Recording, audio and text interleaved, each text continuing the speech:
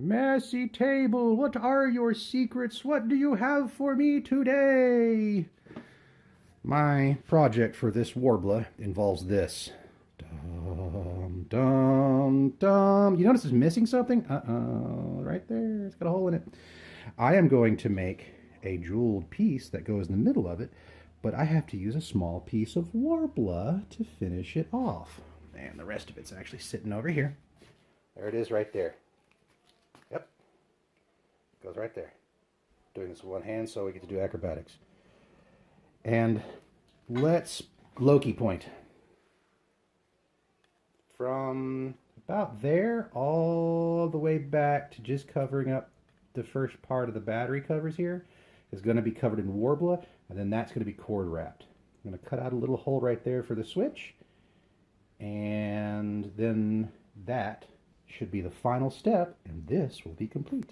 We're going to turn this disjointed grouping of Warbla junk scraps into something usable. That'll be fun. Now, these Warbla scraps, this is post-used. They were just heated up and cut. That's all. There's nothing else done to them. There's no primer to them. There's no foam stuck between them. These have all been just heated, cut, and we're going to start doing these. If you do have other scraps that have primer on them, that's not much of a big deal. You do want to take as much of it as off as possible. You want them as clean as you can get them. So that's where we're starting. Okay, now time for the soft narration. As you can see, I have my assortment of things I do and do not need. The standard mess of the cosplay enthusiast. I do not need this and everything else over here. The only things I need are right here. Because I am a cosplayer and I have my own cosplay mess, things I don't need tend to populate my area. So focusing on only what I need, let's turn over here and identify a few items. Number 1, we have the clay roller. Number 2, we have the heat gun. Number 3, we have our Warbla scraps and completed Warbla sheets. Part 2, Warbla scraps. You want a gooey pile.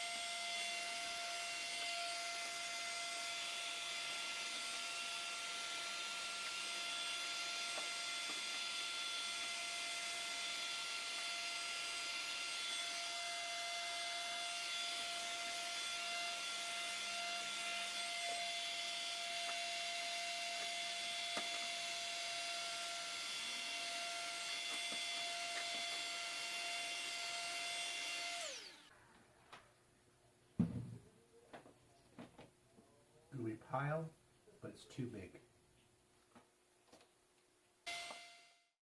I went through, I actually had to take a break, so you didn't see that.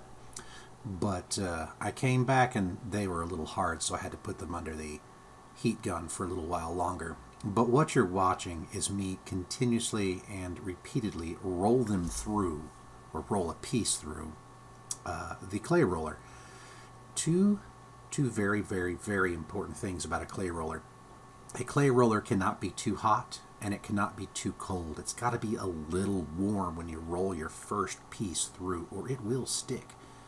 The second thing is your Warbla needs to be rather warm itself. You'll get in these clumps some cold spots, and that will cause everything to slow down. And it'll take quite a bit of force to pull through. But like this small piece, you roll it through and you get a nice long snake-like flat piece. But if you fold them over on themselves and you run it through again, you'll begin to wear it out into a more usable shape. Such as I take it lengthwise and lay it into the rollers and then run it through, and it becomes more square instead of rectangular. Now, as I finish these few pieces up, the next step is going to be to combine them and make them one large piece. Since the majority of this entire project is working it through the clay roller like this, it does take some time, and I have sped this up to 3 times the speed just to get this to go through a little faster, because you don't want to sit there and watch this for 20 minutes. 7 minutes is much better, right? Well, as I get these pieces run through, the shapes aren't as important, but it's a good way to practice. You get a couple of pieces out and you run it through the clay roller and you can see how it winds up. Fold it in half and run it again. It is never perfectly square, unfortunately, but there are ways to do it, and you'll see me get pretty darn close to a perfect square. I'll have to end up cutting the edges out to make it perfect. That's just the nature of the beast, and those cut ends can be taken elsewhere and recycled. Here, what I am doing is turning it 90 degrees and making certain that it spreads itself out. Also, I'm checking the heat of the rollers. Once they get too hot, it's not going to work as well because it'll tend to stick to itself. As the Warbla transfers heat to the rollers, that becomes more and more of a problem. So you need to take breaks in between. And, well, reheating your Warbla is the best way to take a break anyway. Alright, so this is the very, very last piece. And as you can see, it pushed through, it warps and contorts the entire thing. So what I do is I fold it in half again and feed it through. And this is about the time where it gets very hard. Just keep working it through, and it'll stretch itself out. A clay roller will actually revert to a larger size, or the pressure of the Warbla will cause the roller wheels or bars, whatever you call them, to spread. So you keep working it through. Also, if you fold an edge over, like I'm doing here, you fold the edge over and then you run it back through, that edge becomes flat, if you ever need it to be flat. But it also causes the piece to warp to the left and to the right, so you have to be careful with that as well. The long game of this is just to keep running it through until it maintains or retains a good flat consistency. And here it's pretty good, but I'm just testing to see how much further I can push it.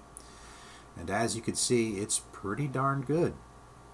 I could use that for my project already, but I just want to show you that if you take an already pre-flattened form that I have made here, it is actually made on a much larger thickness, but I need to get it down so that I can use it for this. So I'm going to run it through real quick, and then I'm going to add it to it.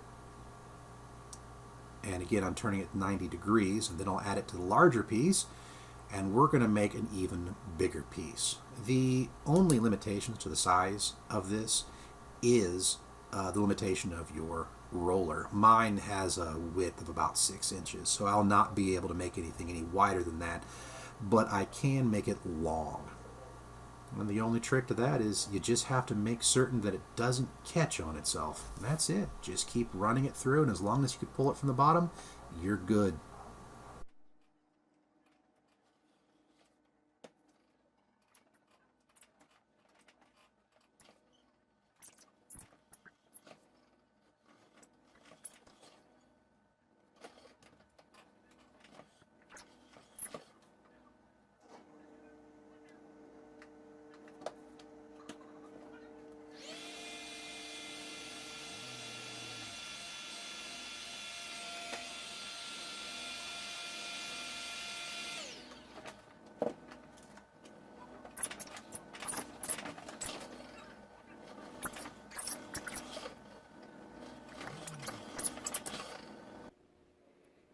Okay, here's a close-up detail.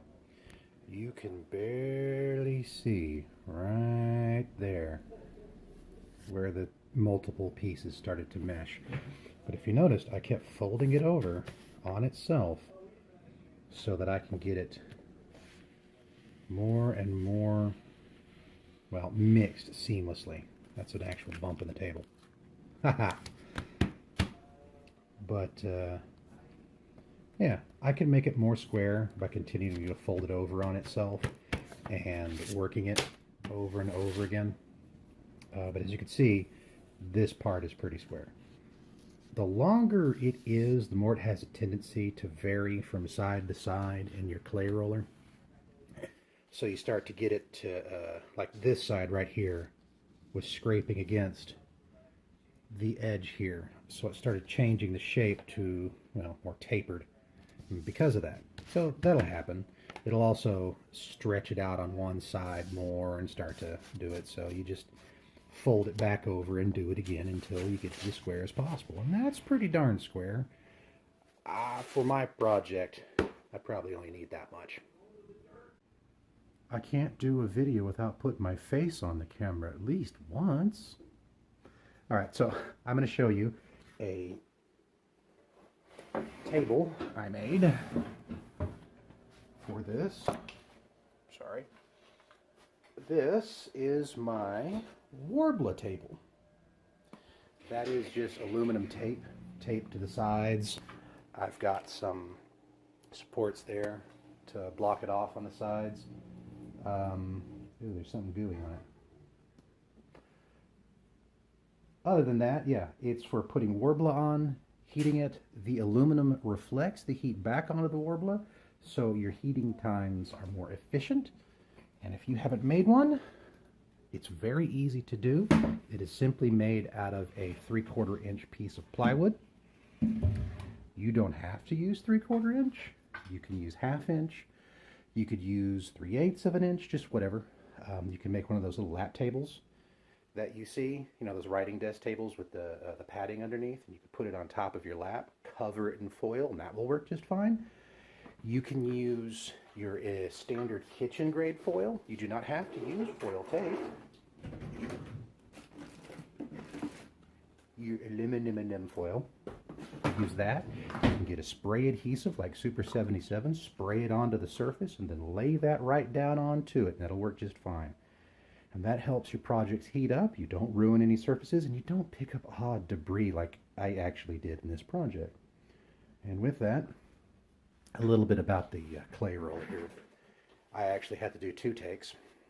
You didn't see a mistake because I edited it out. At least I will edit it out. And the mistake is that this clay roller is the cheapest of the cheap. It has a flaw on the underside where one of the scrapers that pushes what was on the rollers off gets gummed up and bends super easy. So I have to take it apart and I have to bend it back into place. And you can't see it very well. But right there where my fingers are, that is a plate. And it is bent. You see? Try one more time. See, it's not straight. This one, where my fingers are on now, that one's straight. This one is not straight. That's because the steel is so thin that if I don't have my Warbla heated up enough and it sticks to this, that's why you saw me heating this up, is so it doesn't stick to it. But you don't want it too hot. I actually made it too hot so it gummed up. But yeah, cheap clay roller will work. There are some learning curves in it, but you can very easily get yourself a piece of Warbla from a scrap. That was a big fistful of scrap. That's a big piece of Warbla as a result. But yeah, I think this clay roller cost me 16 bucks, maybe 13 bucks. So it was really inexpensive.